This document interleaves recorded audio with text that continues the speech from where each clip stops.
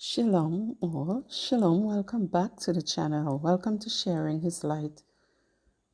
Thank you, brothers and sisters, for staying with me, and thank you for tuning in as I go into this series, A Message to the Righteous Ones. I'm going to share with you a dream that I had on the 3rd of March 2026. On that date, I dreamt that I was traveling with a man who told me that a woman needed my help. She was upset because someone had, it seems, stolen her land, and I was to assist in ascertaining what had happened and how she could get it back. Now, because of the profession that I am in, I know how these land disputes can be, and so in my mind, I will have to take a look at her title deed to try to assist as best I could. So the road we traveled was made of concrete. The vehicle came to a stop at the end of a road, which also happened to be at a bend or a deep corner. The land in that area was vast and flat. It spread as far as my eyes could see. When I met the woman, she was very distraught and sad and cried helplessly as she recounted her story to me. As I began to speak with her, my eyes were drawn to the sky. I saw two heads of dried corn in the sky. They did not have the husk on them, but in my ruach, in my spirit, I was thinking, it's 3 ears of corn.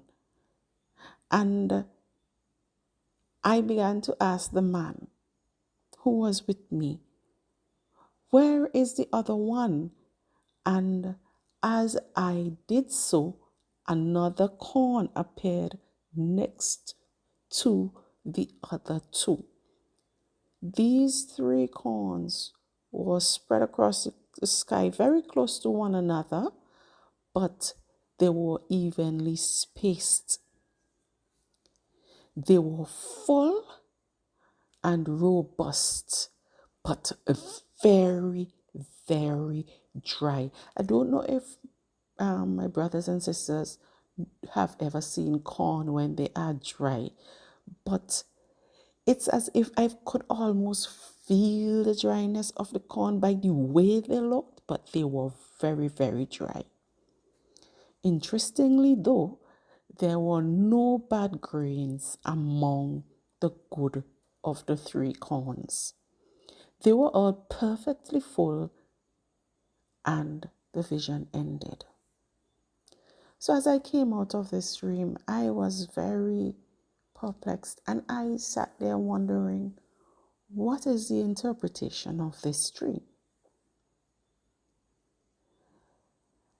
So I would go into the interpretation, and honestly, brothers and sisters, this dream could not have been given to me at no better time than now, at such a time as this.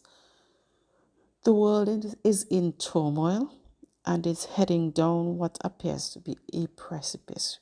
We are seeing so many things happening, including that war in Iran. So I'll get into the interpretation now. The woman and the land. Well, we know that biblically a woman represents the children of the Most High. So the woman is Yasharal, Israel. And the land, well, you know that this is that which was stolen from the children of Yasharal, children of Israel, their inheritance, because that inheritance was promised to our forefathers, Abraham, Isaac, and Jacob or Jacob. So this is a land where the children of Yasharal were driven away from and scattered across the earth by way of slavery. So what about the 3 perfectly dried corn that stood in the sky? In my ruach, or in my spirit, I understood this to be 3 years. Because as I immediately reflected on the dream, that dream that Pharaoh had during the years that Joseph was in Egypt came flooding back to my memory. But brothers and sisters, Yah knows best. All wisdom and knowledge and dream interpretations belong to him. May he add clarity to you, his people, because I am only sent as a messenger to warn you and to keep you on guard. As Deuteronomy 29:29 says, the secret things belong unto Yahuwah our Elohim, but those things which are revealed belong unto us and to our children forever, that we may do all the words of his law. So, brothers and sisters, these dry corns also speak to hardship that is coming upon the earth, and the fact that Yasharal's provision and restoration will be shown from the one who lives in the heavens, Yahuwah of hosts, Yahuwah Sabaoth. It is he alone that can provide for his children. I want you to consider Psalms 23, which speaks of Yah being the shepherd who provides the needs of his sheep.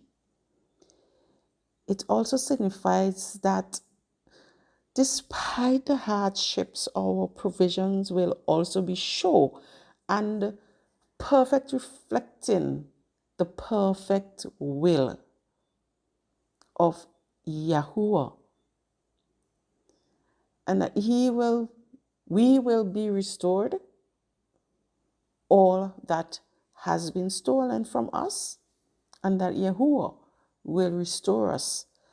As it is said in the book of Joel, chapter 2, verse 25 to 32. It reads as follows. So I will restore you the years that the swarming locust has eaten, the crawling locust, the consuming locust, and the chewing locust, my great army which I sent among you. You shall eat in plenty and be satisfied, and praise the name of Elohim Alua Yahuwah, who has dealt wondrously with you. And my people shall never be put to shame. Then you shall know that I am in the midst of Yesharal. I am Yahuwah, your Alua, and there is no other. My people shall never be put to shame. Hallelujah. So Yasharal, Yisrael, do not be discouraged or dismayed about the things that are coming upon the earth, or the things that are on the earth at the moment. For in Yahuwah we can find refuge. In him we will be safe. In him we will be provided for. Be wise and make preparations in mind, in body, in spirit, and do not forsake physical preparation, such as storing up non-perishable foods and other necessities, such as solar-powered items, etc. But make preparations for the hard times that are about to come upon the earth. In all of this, brothers and sisters, I just want to say to you, be assured, Yah will take care of us. Those three perfect corns represent his promises of taking care of his people and bringing them to full restoration. Do not lose hope, for we will soon be restored back to our land, just like the woman whose restoration was already determined by the one who lives in the heavens, Yahuwah. So is our restoration already determined by our mighty one, the Ancient of Days, Yahuwah. Well, brothers and sisters, that is all I have for you for today. And you can see why in my previous video, I was given that command to tell the things to the righteous ones. So, brothers and sisters, I'm asking you to be wise. Take heed to this message. Shalom. Yahuwah bless you abundantly. I love you all. Bye.